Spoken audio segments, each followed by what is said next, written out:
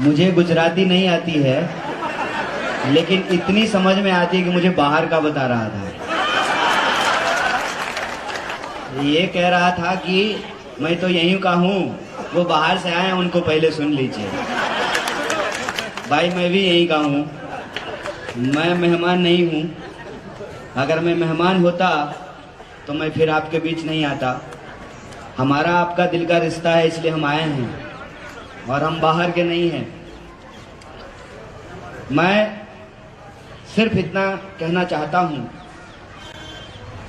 कि आप सब लोग जहां तक हमारी आवाज पहुंच रही है, मजादर गांव के सभी आदरणीय बुजुर्गों का, नौजवान दोस्तों का, माताओं बहनों का, प्यारे बच्चों का, मेहनत करने वाले, मजदूरी करने वाले, किसानी करने वाले, धंधा करने वाले, नौकरी करने वाले, अपने खून पसीने की कमाई से अपने परिवार का भरण पोषण करने वाले आप तमाम मेहनतकश आवाम का, एक एक इंसान का क्रांतिकारी इस्तकबाल करता हूं। आपका हार्दिक अभिनंदन करता हूं। दोस्तों, चुनाव का वक्त है और चुनाव के वक्त में चुनावी बातें होती हैं। आपने आज तक अपने तजुर्बे में ये नहीं देखा होगा कि चुनाव के मौसम में कोई ऐसी पार्टी मिला हो, कोई ऐसा राजनीतिक कार्यकर्ता मिला हो, कोई ऐसा नेता मिला हो जो अपने बारे में खराब बात कर रहा हो। हर कोई कहता है, जैसे आप जाते हैं मार्केट में सब्जी खरीदने के लिए, हर सब्जी वाला अपनी सब्जी को ताजा बताता है। भले जो है वो सब्जी 3 दिन पुरानी हो, वो सब्जी जो है पीला हो गया हो, सब्जी सड़ गया हो, फिर भी जो है लोग अपनी सब्जी को ताजा बताते हैं। कोई अपने दही को खट्टा नहीं कहता है, कोई नहीं कहता है कि हमारा कैंडिडेट बुरा है। लेकिन मैं जो आपको कहने के लिए जा रहा हूं, मैं आपके बीच में कुछ बेचने नहीं आया हूं। मैं सिर्फ आपको ये कहने आया हूं, मुझे गुजराती नहीं आती है, मैंने गुजराती नहीं आवड़ते, तो इतनी समझ में आती है कि ये कह रहा था कि मेरा कमर खराब है, तो पैर खराब है, तो मुझे बैठकर बोलने की इजाजत दीजिए। देख भाई, पैर खराब है तो चलेगा, ईमान खराब नहीं होना चाहिए। अब आप लोग बस बता दीजिए, मुझे नहीं कहना है, इस इंसान का ईमान खराब है क्या? थोड़ा धीरे बोल रहे हैं, कुछ डाउट है क्या? ईमान खराब है क्या? तो हमारे पास एक ऐसी आवाज है जो सिर्फ गुजरात में ही नहीं, पूरे देश में अन्याय के खिलाफ लड़ने के लिए मशहूर है। और इसीलिए ना, रात को आसाम से पुलिस आई। सिर्फ गुजरात की पुलिस आई लव यू नहीं बोलती है, आसाम की पुलिस भी आजकल इसको इलू इलू बोल रही है। आदरणीय प्रधानमंत्री जी की कृपा रही, जय शाह के पप्पा का मोहब्बत अगर इसी तरह से हम लोगों को मिलता रहा तो आसाम क्या 7 मुल्कों की पुलिस ढूंढेगी भाई साहब। क्या है ना कि 2 तरह के लोग हैं। एक वो लोग हैं जिनका ईमान बिकाऊ है, एक वो लोग हैं कि कोई ऐसा नोट छपा ही नहीं है कि हमारा ईमान खरीद ले। और आपने अभी देखा होगा कि जब पत्रकार नहीं खरीद पाते हैं ना, तो चैनल ही खरीद लेते हैं। ठीक है, कहते हैं कि दौर होता है हर चीज का। जब यहां पे माउंटबेटन आया था ना, तो उसको नहीं लगता था कि ब्रिटिश राज कभी समाप्त होगा। जब लॉर्ड कर्जन आया था, तमाम जब अंग्रेज के अफसर आए थे और घोड़े पे चलते थे ना, तो उनको अंदाजा नहीं था कि नंगे पांव चलने वाले लोग, खाली बदन अपने खेतों में खून पसीना बहाने वाले लोग किसी दिन उससे डरना बंद कर देंगे और उनके टैंक के सामने खड़ा होकर के कहेंगे, अंग्रेजों भारत छोड़ो, हमको स्वराज चाहिए।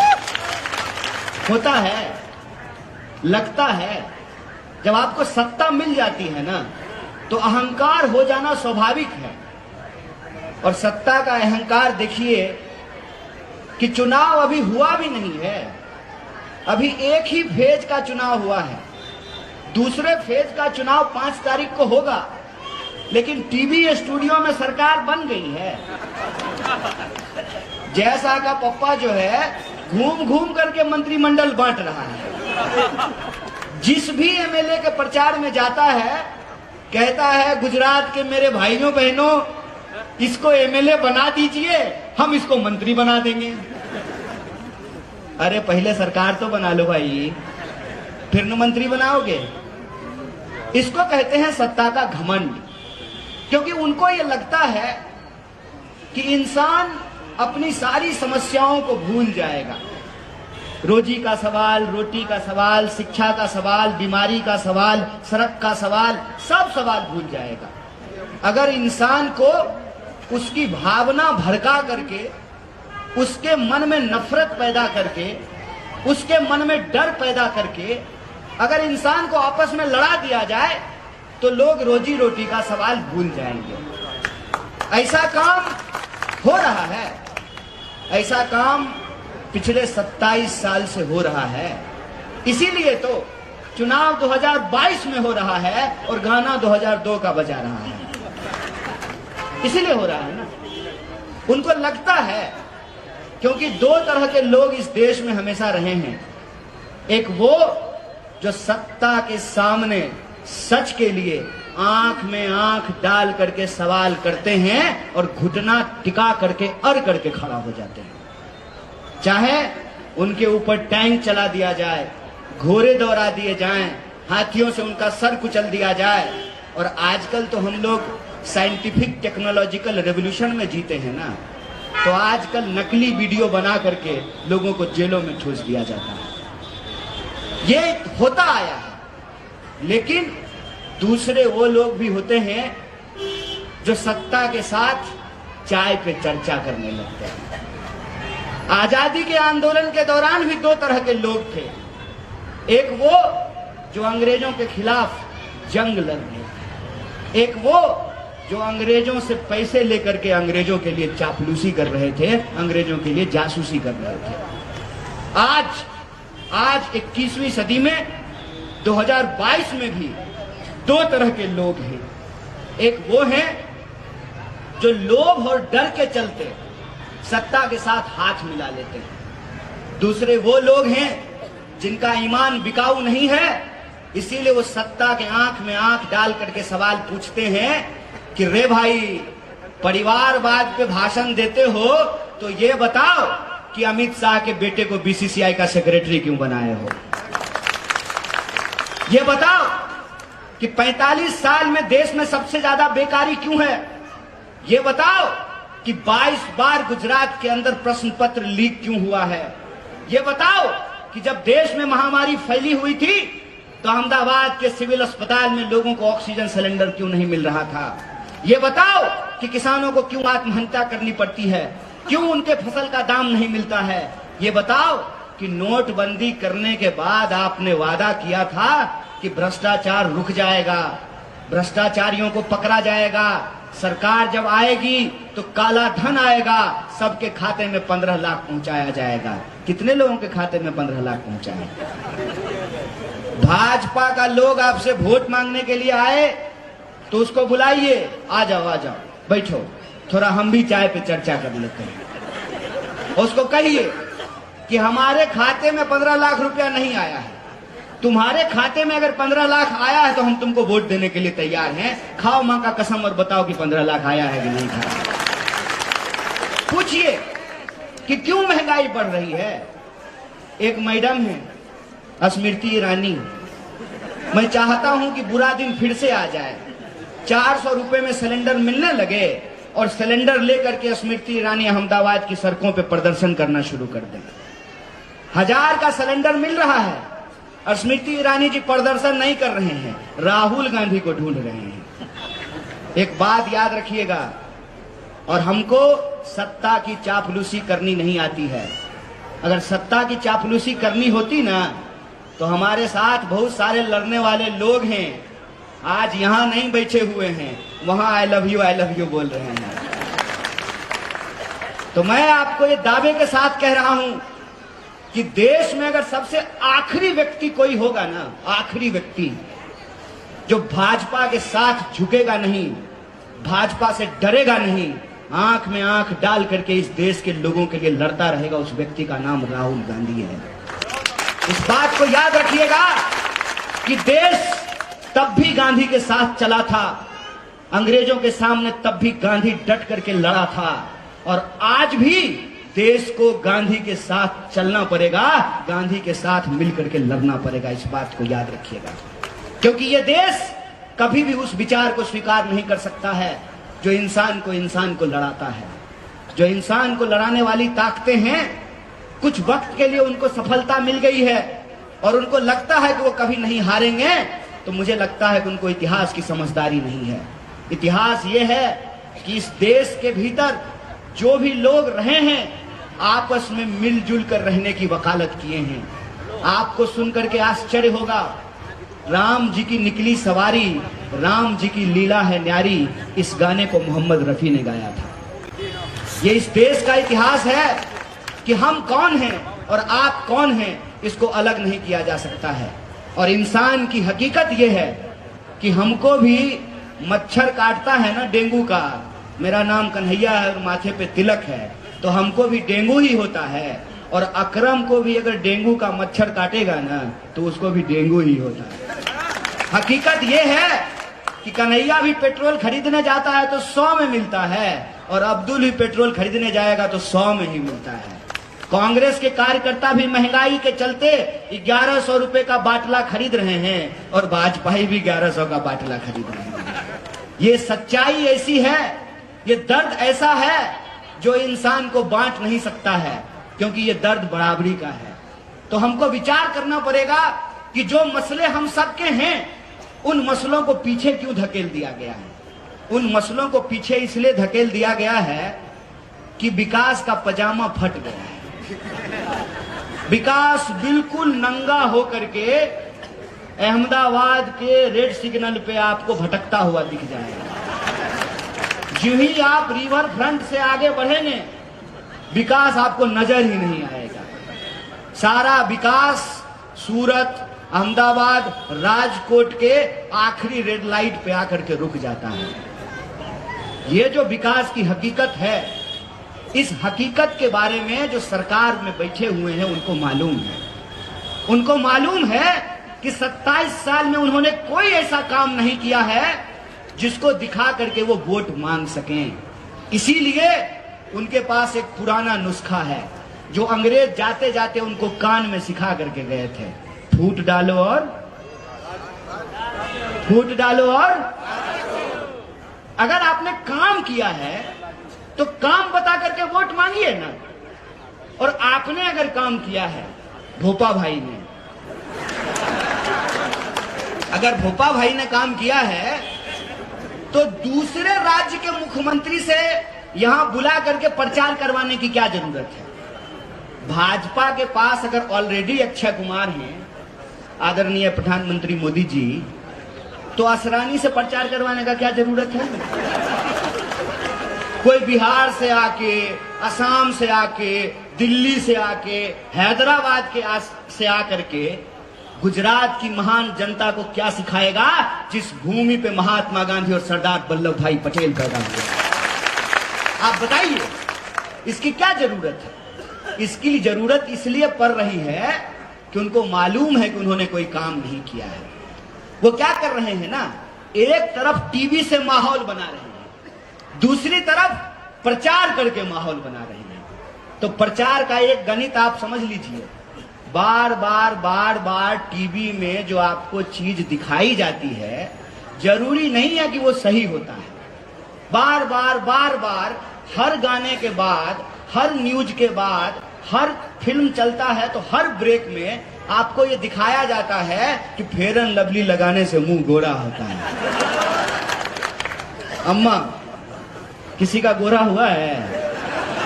लेकिन खरीद रहे हैं ना, अपने पैसा से अब भोरे सांझ लगा भी रहे हैं, फिर भी घोड़ा नहीं हो रहा। तो एक तरफ आपको टीवी पे दिखाया जाएगा कि भाजपा की सरकार बन गई, दूसरी तरफ जब आप पेट्रोल खरीदने के लिए जाइएगा तो वहां पर थैंक यू का एक पोस्टर लगा रहेगा, प्रधानमंत्री जी का हंसता हुआ नूरानी चेहरा। आहा, क्या नूर टपकता है।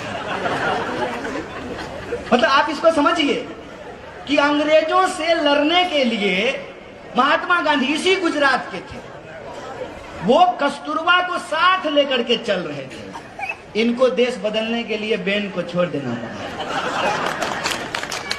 नहीं, क्या संयोग है भाई। मेरा नाम कन्हैया है और उनका नाम यशोदा है। कहते हैं ना, इतिहास में कुछ संयोग बहुत मजेदार होता है। उनका हंसता हुआ नूरानी चेहरा आप देखेंगे तो उस पर लिखा रहेगा, थैंक यू मोदी जी, आपने हमको फ्री वैक्सीन दिया है। कैसे दिया है?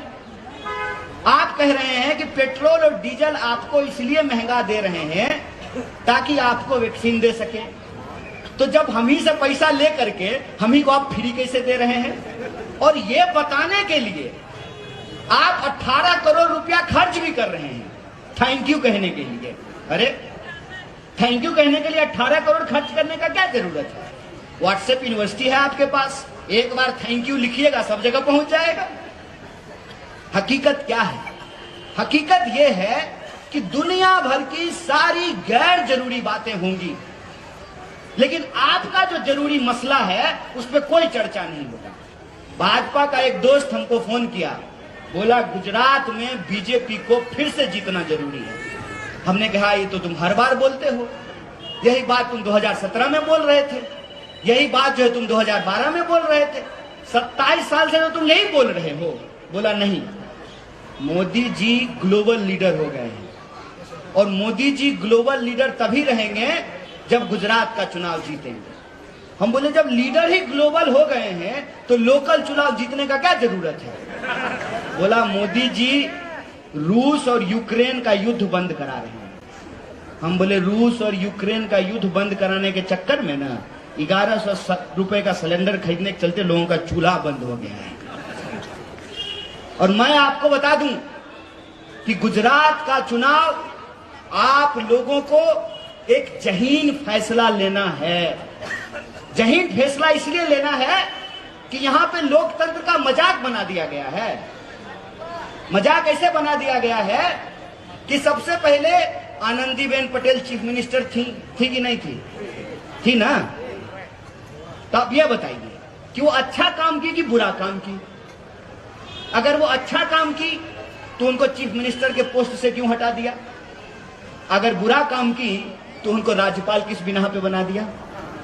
सोच के देखिए, सोच के देखिए मन में। फिर रूपानी साहब को लेके आए, रूपानी साहब अच्छा काम किए कि बुरा काम किए? अगर अच्छा काम किए तो क्यों हटा दिया? अगर बुरा काम किए तो सिर्फ एमएलए का टिकट क्यों काटा? भाजपा से क्यों नहीं निकाल दिया? फिर आए हैं भूपेंद्र भाई। भूपेंद्र भाई को देख के तो सचमुच हमको बहुत दया आती है। पता है क्यों? बहुत सच्चे इंसान हैं, बहुत विनम्र और अच्छे लोग हैं। भूपेंद्र भाई को खुद नहीं पता था सुबह में कि दोपहर में चीफ मिनिस्टर बन जाएंगे। और ना वो जब जाते हैं ना तो एसपीजी भी उनको धक्का दे देता है, और प्रधानमंत्री तो बिल्कुल आसपास नहीं आने देते हैं। वहां भी कार से साइड कर दिया है। मुझे दिख नहीं रहा है भाजपा का पोस्टर, ने तो आपको दिखा देता, पोस्टर में भी उनको साइड कर दिया है। ये गुजरात का अपमान है भाई साहब, ये गुजरात के चीफ मिनिस्टर का अपमान है। भाजपा अगर अपमान का बात करना चाहती है और भाषा की मर्यादा का बात करना चाहती है तो हम तैयार हैं भाजपा के साथ भाषा की मर्यादा पर बात करने के लिए।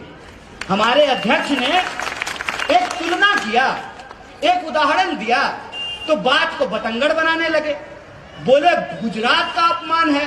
तो मैं पूछना चाहता हूं, टीवी स्टूडियो में बैठ करके मोदी जी को देश का बाप बता रहे थे, वो देश का अपमान था कि नहीं था? था ना? मोदी जी देश के बाप हैं। तो भाजपा का प्रवक्ता ये बात क्यों बोला अगर बोला तो देश का अपमान किया कि नहीं किया? जिसका घर शीशे का हो ना, उसको दूसरे के घर पे पत्थर नहीं मारना चाहिए। दिन भर गुंडागर्दी की भाषा करने वाले मंच से खड़ा होकर के गृह मंत्री, जिसका काम है कानून व्यवस्था की रक्षा करना, वो गैर कानूनी बात कर रहे हैं, इंसान को डरा रहे हैं, घाव को कुरेद रहे हैं, जख्म पे नमक छिड़क रहे हैं और ये भाषा की मर्यादा की बात करते हैं। तो मैंने कहा कि मल्लिकार्जुन खड़गे साहब आपको इसलिए खटक रहे हैं ना क्योंकि उनका नाम मल्लिकार्जुन खड़गे है। अगर उनका नाम मल्लिकार्जुन अंबानी होता ना तो आप उनकी चरण वंदना कर रहे होते। बुद्धिमानी सिखाते हैं, ये बुद्धिमानी नहीं है साहब, इसको बेशर्मी कहते हैं, बेशर्मी। और मेरे मन में ये विचार आता है कई बार कि पैदाइशी बेशरम है कि सुबह सुबह चूरन खाते हैं मालूम है।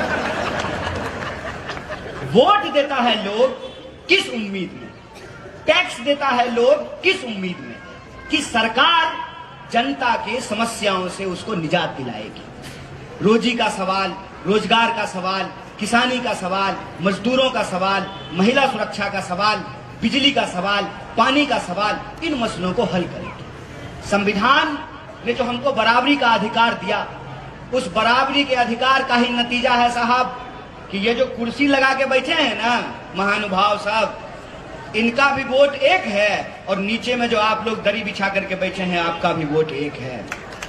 कि डॉक्टर बाबा साहब भीमराव अंबेडकर के संविधान की ताकत है कि हेलीकॉप्टर पर उड़ने वाला का भी वोट एक है और पैदल चलने वाला का भी वोट एक है। अंबानी साहब का भी वोट एक है और उनके घर में सफाई का काम करने वाले स्वीपर का वोट भी एक है। अगर ये बराबरी का अधिकार नहीं होता ना तो सरकार आपको 5 साल में नजर नहीं आता। ये बराबरी का अधिकार ही हमको ये ताकत देता है कि हम 5 साल में सरकार को उसके काम के आधार पे चुन सकें, उसको जिता सकें, उसको हरा सकें। मैं देख रहा हूं कि जो लोग एक बार गद्दी पर बैठ गए हैं वो लोकतंत्र को अपना बपौती समझने लगे हैं। इसीलिए आप तमाम माताओं बहनों से ये अपील करना चाहता हूं, जिन लोगों को हमने गद्दी पे बिठाया है उनको ये याद दिलाने की जरूरत है कि अगर हम गद्दी पे बिठा सकते हैं तो कान पकड़ करके नीचे भी उतार सकते हैं। लोकतंत्र के साथ मजाक करना बंद करो और ये बताओ कि क्यों गुजरात में सबसे महंगी बिजली मिल रही है। ये बताओ कि जिन लोगों को कोरोना में अपनी जान गंवानी पड़ी उनको 4 लाख का मुआवजा क्यों नहीं दिया गया। ये बताओ कि अगर हम टैक्स दे रहे हैं तो हमको बदले में ऑक्सीजन का सिलेंडर क्यों नहीं मिल रहा है। ये बताओ कि हमारे बच्चे बड़ी मुश्किल से तालीम हासिल करते हैं, शिक्षा हासिल करते हैं, पेट काट करके माँ बाप अपने बच्चों को पढ़ाते हैं, इंजीनियरिंग करते हैं, MBA करते हैं, कॉमर्स की पढ़ाई करते हैं और जब एग्जाम देने जाते हैं तो प्रश्न पत्र लीक हो जाता है। ये बताओ कि इस बढ़ती हुई बेरोजगारी के लिए कौन जिम्मेवार है। ये बताओ कि इस बढ़ती हुई महंगाई के लिए कौन जवाब है। इन सवालों का जवाब हमको तय करना पड़ेगा, इन सवालों की जवाबदेही हमको तय करनी पड़ेगी। इसीलिए मैं कहता हूं कि गुजरात में सिर्फ 2 तरह का वोट है। एक वोट वो है जो गुजरात में चल रहा है ना वही चलता रहेगा। दूसरा वोट वो है जो इस बात को समझता है कि हमारे नाम पर किस तरीके से धोखाधड़ी की जा रही है, जो ये समझता है कि जो चल रहा है उसको रोकना जरूरी है। अगर उसको नहीं रोका गया तो लोकतंत्र को अपनी बपौती समझने वाले लोग लोकतंत्र का गला घोंट देंगे और ये जो परिवर्तन करने वाले लोग हैं उनको एक मुश्त होकर निर्णय लेने की जरूरत है। मैं बार बार कहता हूं, एक पत्रकार ने हमको पूछा कि क्या होगा गुजरात के चुनाव में। हमने कहा कि गुजरात के चुनाव में सिर्फ 2 चीज हो सकता है। गुजरात के चुनाव में तीसरा कुछ नहीं होगा। गुजरात के चुनाव में या तो 27 साल से जो चल रहा है वही 5 साल और चलेगा, अन्यथा दूसरा चीज ये होगा जो 27 साल में चल रहा है उस पे विराम लगेगी और गुजरात में परिवर्तन होगा। गुजरात में ये होने जा रहा है। और ये जो 2 लोग हैं ये 2 तरह के सोच के लोग हैं। एक सोच वो है जो ये कहता है कि मोरबी में जो घटना हुई उस घटना के लिए सरकार की कोई जवाबदेही नहीं। एक वो लोग हैं, एक उस सोच के लोग हैं।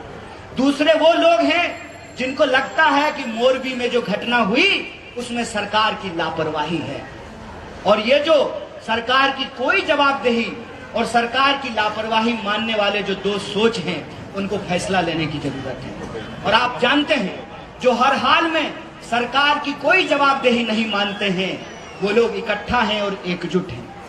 चाहे कुछ हो जाए, वो जानबूझ करके सोने का नाटक कर रहे हैं, इसीलिए आप उनको जगा नहीं सकते हैं।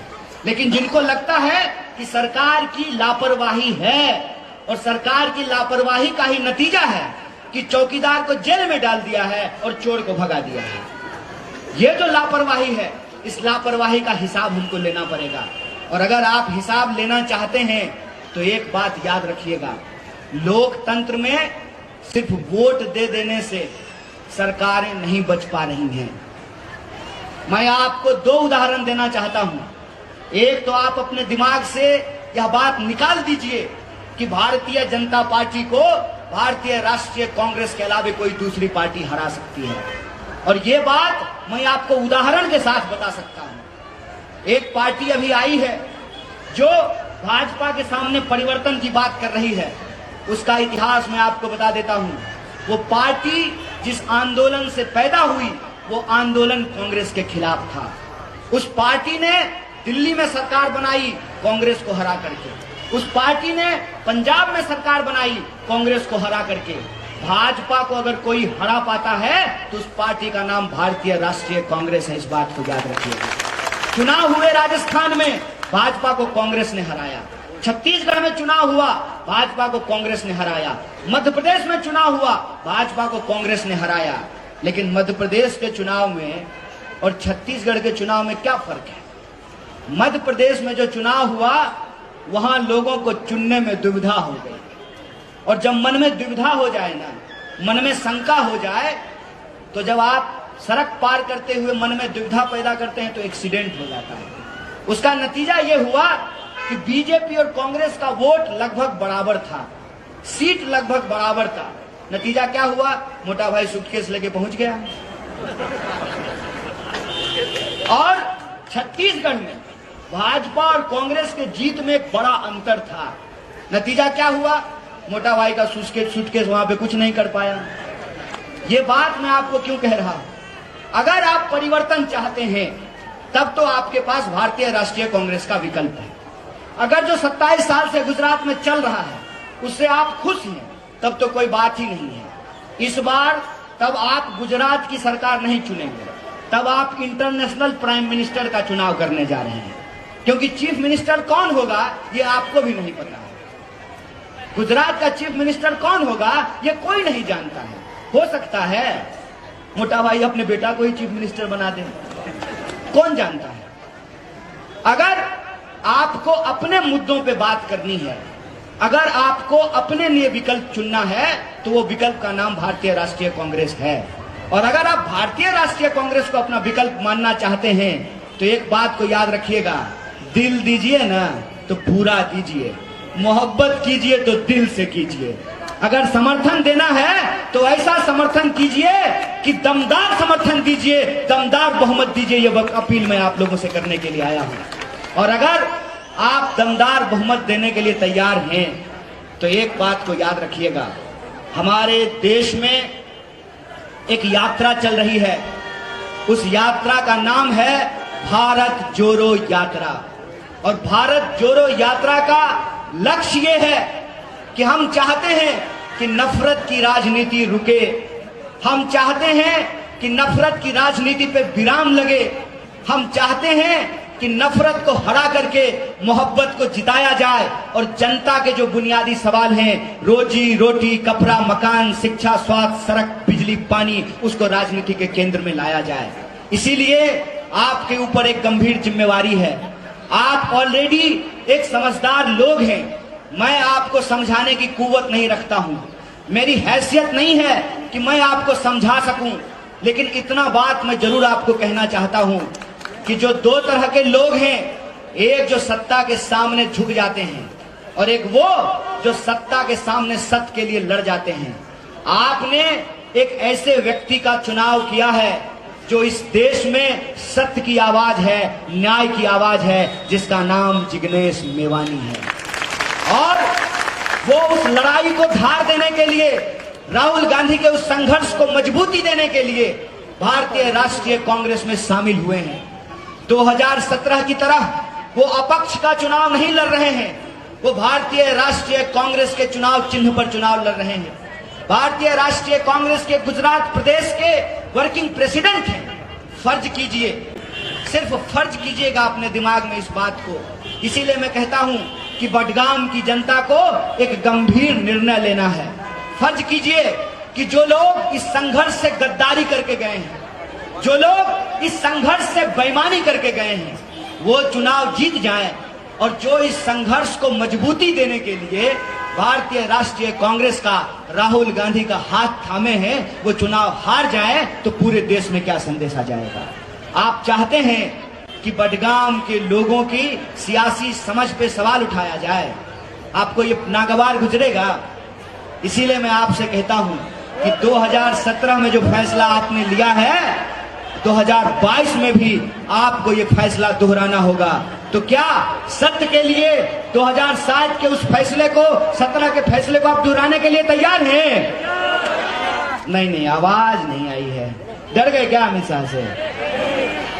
डर गए क्या? डरने का नहीं, देश किसी के बाप का नहीं है, याद रखना है। यह देश जितना पैसे वालों का है, जितना बंदूक वालों का है, उतना ही हमारा है। इस बात को याद रखना है। इस बात को याद रखना है कि हमारे पुरखों ने जान गवा करके ये आजादी हमको दिलाई है। इस आजाद देश में, आजाद मुल्क में हमारी आजाद आवाज को कोई चुप नहीं करा सकता है। तो बोलिए, आप 2017 में जो निर्णय लिए थे, वही निर्णय 2022 में दोहराने के लिए तैयार हैं? लड़ाई की आवाज को, संघर्ष की आवाज को मजबूती देने के लिए तैयार हैं? अगर तैयार है ना, तो फिर ऐसे काम नहीं चलेगा। ये चुनाव फिर एक व्यक्ति का चुनाव नहीं है, ये चुनाव फिर एक पार्टी का चुनाव नहीं है, ये चुनाव ईमान और बेईमान के बीच है। इस बात को याद रखिएगा। इस चुनाव में फिर आपको ऐसे नहीं हिस्सा लेना है कि वोट दे दिए बात खत्म। अपना तो वोट देना ही होगा, घर घर घूम करके आपको वोट कराना होगा। क्या जी नौजवान लोग, ऐसा होगा? रिकॉर्ड तोड़ेगा, टूटेगा?